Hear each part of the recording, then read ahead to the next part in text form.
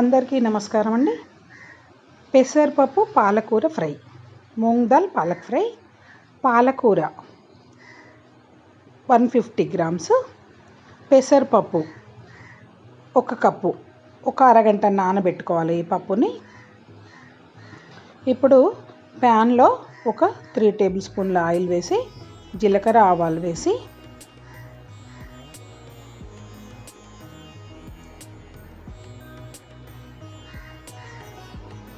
వెల్లుల్లిపాయలు 3 table spoon,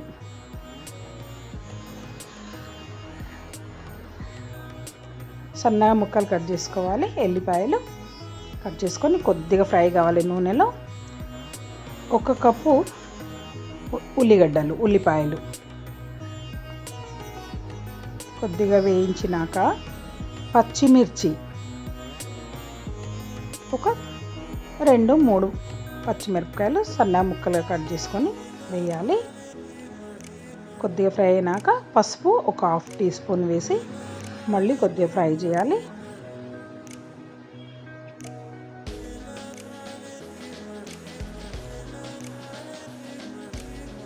ఇప్పుడు సన్నగా తరిగిన పాలకూర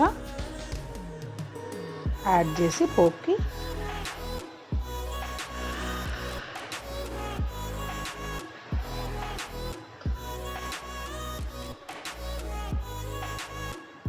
మూత పెట్టాల్సిన పని ఏం లేదండి. ఈ ఆకుకూరకి ఫ్రై కాబట్టి ఒక 3-4 నిమిషాలు పాలకూర ఫ్రై కావాలి. ఆ నీరంతా వెళ్ళిపోవాలి. ఒక 3-4 నిమిషాలు పడుతుంది. ఆ పాలకూరలో వచ్చిన వాటర్ అంతా పోతుంది. పోయినాక ఇప్పుడు కారం ఒక 1.5 టీ స్పూను. కారము ఎవరిష్టం వాళ్ళు, కొంచెం ఎక్కువ తినేవాళ్ళు ఎక్కువ వేసుకోవచ్చు, తక్కువ తినేవాళ్ళు తక్కువ వేసుకోవచ్చు. ఉప్పు తగినంత. ఆకుకూరల్లో కొంచెం ఎక్కువ ఉంటుంది, చూసి వేసుకోవాలి, కొంచెం తక్కువ వేసుకోవాలి. ఇప్పుడు మళ్ళీ అంతా మంచి కలిపి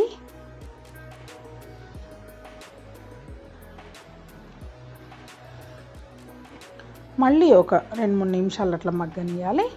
తర్వాత ఈ పప్పు, మనం నానబెట్టుకున్న పప్పు, పెసరపప్పు ఈ పాలకూరలో వేసి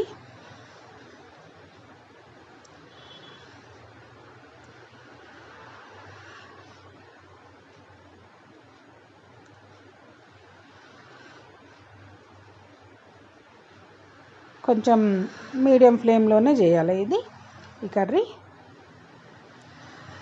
కొంచెం ఫ్రై చేసుకొని మళ్ళీ ఒక 2-3 నిమిషాలు ఫ్రై చేసుకున్నాక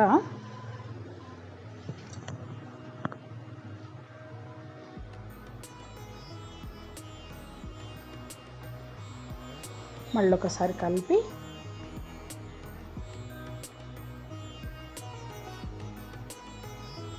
కొబ్బరి పొడి 1 టీ స్పూన్, ఎండు కొబ్బరి పొడి ఒక 1 టీ స్పూన్ వేసుకుంటే సరిపోతుంది.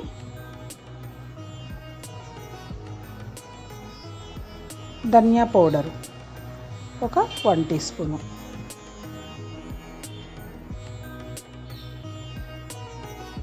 వెల్లుల్లి తినని వాళ్ళు అల్లం వెల్లుల్లిపాయ పేస్ట్ కూడా వేసుకోవచ్చు. ఒక 1/2 టీ స్పూన్ అల్లం వెల్లుల్లి పేస్ట్ వేసుకుంటే సరిపోద్ది.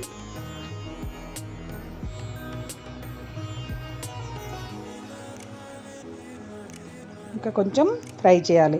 ఆ పాలకూరలో ఉన్న ఆయిల్ బయటకు వచ్చే వరకు ఫ్రై చేస్తే ఎంతో టేస్టీగా ఉండే పెసరపప్పు పాలకూర ఫ్రై రెడీ.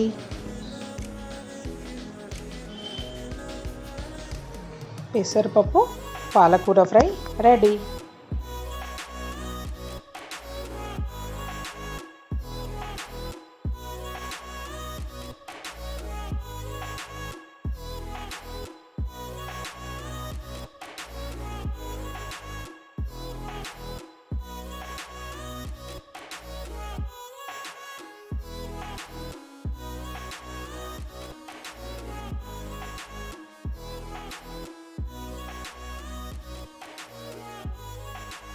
మా ఛానల్ని సబ్స్క్రైబ్ చేసుకోండి. ఇంకా అక్కడ బెల్ కనిపిస్తుంది కదా, దాన్ని క్లిక్ చేయండి. అప్పుడు మా వీడియోస్ మిస్ అవ్వరు. Thank you.